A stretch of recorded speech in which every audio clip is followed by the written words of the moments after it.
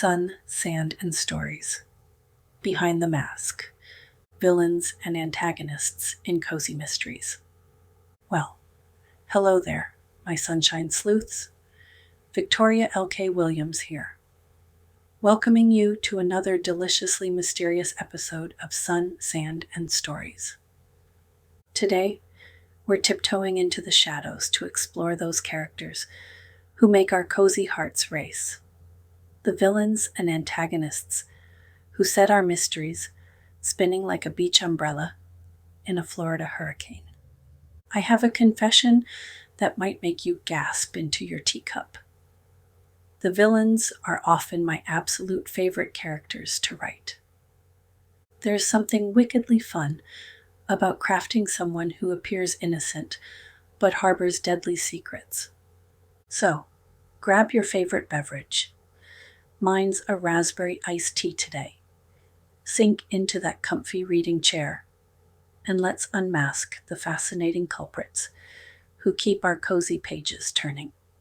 When I'm plotting a new adventure for my Citrus Beach series, under those swaying Florida palms, I get positively giddy when it comes time to decide who's going to be holding the metaphorical smoking gun. Creating the perfect cozy culprit is like baking the perfect souffle. It needs just the right ingredients and timing to rise beautifully at the end without collapsing under scrutiny. Unlike those intense psychological thrillers, where killers practically introduce themselves with neon signs saying, "I'm disturbed and dangerous," our cozy antagonists are masters of disguise. They're serving pie at the church social, recommending books at the library, or commenting on the lovely weather, while secretly plotting something far less sunny. That's what makes cozy mysteries so deliciously unsettling. The danger isn't lurking in dark alleys. It's pouring you coffee with a smile. This community connection is absolutely essential to what makes our genre so addictive. In my Citrus Beach mysteries, I've turned the most innocent-seeming characters into killers. The sweet elderly volunteer, the charming shop owner, or the house sitter. Nobody suspected the person who had keys to everyone's homes and knew all their schedules would harbor such deadly secrets. Let's dive into what makes our cozy culprits so uniquely fascinating, shall we? I'll share some techniques that best-selling authors, myself included, if I may be so bold, use to create villains who surprise readers without sending them running for the psychological thriller section. First up, motivation in cozies springs from emotions we've all felt, just taken to extremes. I call them the 3 Gs plus L: greed, grudge, guilt, and love gone wrong. Oh my goodness, Love Gone Wrong has produced some of my favorite villains. In my in-progress mystery, the sweet-as-pie bakery owner turned to murder when her decades-long unrequited love was about to marry someone else. As she told my sleuth, while brandishing a rolling pin in the final confrontation, if I couldn't have him, no. They're not monsters. They're mirror images of our own darker impulses. In my books, I love writing antagonists who start with one tiny misstep that snowballs into murder. It's like watching a pebble start an avalanche. Remember to position those culprits in trusted roles for maximum gas factor.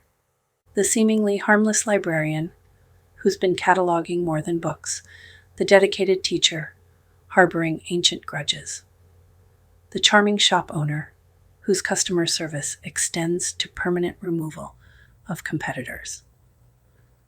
These trusted figures make delicious culprits, precisely because nobody suspects them. Agatha Christie, our fairy godmother of cozy crime, mastered this approach. Remember in The Murder at the Vicarage, when, no, I won't spoil it for those few lucky souls who haven't read it yet. But Christie repeatedly shows us that respectability can be the perfect disguise for the darkest intentions. Our cozy culprits need to keep things, well, cozy. This means they're not sadistic masterminds or calculating predators. They're ordinary folks who made extraordinarily bad choices under specific circumstances. This approach lets readers enjoy the thrill of unmasking a killer without needing to sleep with the lights on afterward. In My Lost Voices, the antagonist was a lonely woman who mistakenly believed that my sleuth's friend was responsible for a long-ago tragedy. The revenge plot came from a place of such profound loss that when my amateur detective finally confronted them, there were tears on both sides. My readers wrote to tell me they were simultaneously satisfied with the resolution and heartbroken for everyone involved. That's the emotional complexity cozy mysteries can deliver under their seemingly lightweight exterior. Next, and this is where it gets personally nail-biting for our sleuths, cozy antagonists often have close connections to our heroes and heroines. There's nothing quite like the moment when the amateur sleuth realizes the person who's been bringing her homemade muffins throughout the investigation is the very same person who's been planting false clues and maybe planning to make her the next victim. This personal connection creates that wonderful moment of betrayal that elevates a simple whodunit into an emotional journey. When Jen McKinley's librarian protagonist, Lindsay, discovers culprits among those she trusted, we feel that punch to the gut, right along with her. It makes the eventual justice all the more satisfying, like watching the tide wash away footprints on the beach, restoring order to our cozy world. Now, let me share some of my absolute favorite types of cozy culprits.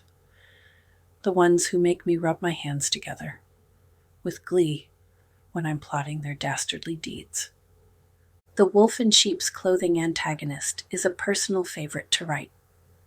This is the character who's right there, helping your sleuth, offering suggestions, maybe even finding clues, all while carefully steering the investigation away from themselves. In one of my cozies, the killer organized the search party for the missing victim. Talk about hiding in plain sight. There's something deliciously twisted about a character who pretends to help while secretly undermining every effort. Then there's the desperate measures antagonist, who breaks your heart even as they break the law. These aren't villains who wake up one morning with murder on their minds. They're ordinary people backed into corners of their own making. It could be that the killer was a parent who discovered their child's involvement in a scam that threatened to ruin their future. One impulsive moment with a heavy candlestick, and suddenly they're covering up a crime they never imagined committing. These antagonists leave readers wondering, what would I do to protect someone I love? Now that's the kind of villain who keeps readers thinking long after they've closed the book. The least likely suspect remains my absolute favorite twist to write. There's nothing quite like the satisfaction of planting subtle clues throughout the story, knowing most readers will glide right past them until that aha moment when everything clicks into place. Like my readers, I love books that leave you saying, I never saw that coming. I had to go back and reread those scenes. The clues were right there. Now let's sprinkle a little magic into our villainy with paranormal cozies, where antagonists can have powers beyond the ordinary, while still keeping with our genre's more gentle approach. Juliet Blackwell's Witchcraft Mystery series features some spine-tingling antagonists who misuse magical abilities. What makes these villains so effective is how they blend everyday emotions with supernatural powers. Jealousy is dangerous enough. Now add the ability to cast curses. Heather Blake's witchcraft mysteries present culprits from within the magical community who sometimes have centuries-old grudges. Imagine nursing a grievance for 300 years before finally acting on it. That's patience with a vengeful twist. The magical elements allow for motives and methods that stretch beyond our everyday world while still connecting to those fundamental human emotions. E.J. Copperman's Haunted Guesthouse series adds the delicious complication of ghostly witnesses who can literally pass through walls but can't always communicate what they've seen. I love how this creates mysteries where the antagonist might be visible to some characters, but not others. Talk about unreliable witnessing. What makes paranormal cozy antagonists particularly juicy is how supernatural elements can both disguise and reveal their true natures.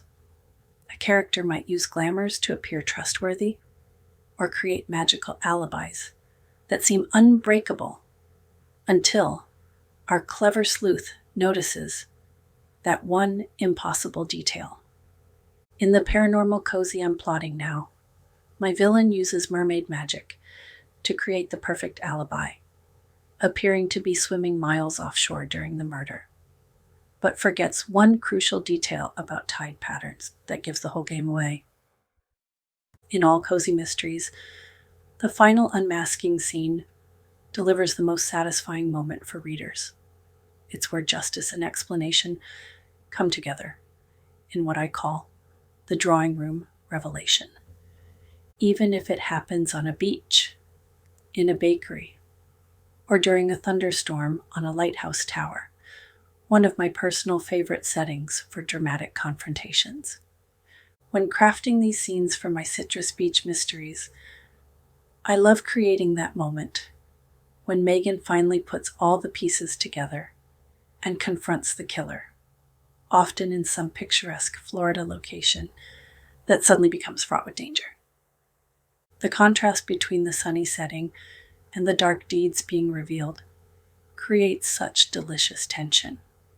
In Killer Focus, the final confrontation happened on a beautiful but isolated beach, with the wind making the seagrass dance on the dunes. At the same time, my sleuth and the killer had a deadly serious conversation about betrayal and justice. Several readers told me they could practically feel the sea spray and tension. Those villain monologues that have become such a genre convention serve an essential purpose beyond just explaining the mystery. They give readers emotional closure. Unlike those psychological thrillers, where you sometimes end up more confused than when you started, our cozy villains explain themselves. They want to be understood, even as they're being led away in handcuffs. That final peek behind the mask leaves readers satisfied that justice has been served and order restored to our beloved cozy communities. Well, my sunshine sleuths, I hope this exploration of the masks our cozy villains wear has given you fresh appreciation for these seemingly ordinary characters with extraordinarily deadly secrets. The next time you're curled up with a cozy mystery, perhaps one of mine set on Florida's sparkling coastline, pay special attention to those background characters serving tea, trimming roses, or helpfully pointing your amateur detective in precisely the wrong direction. This is Victoria L.K. Williams, signing off from Sun, Sand, and Stories.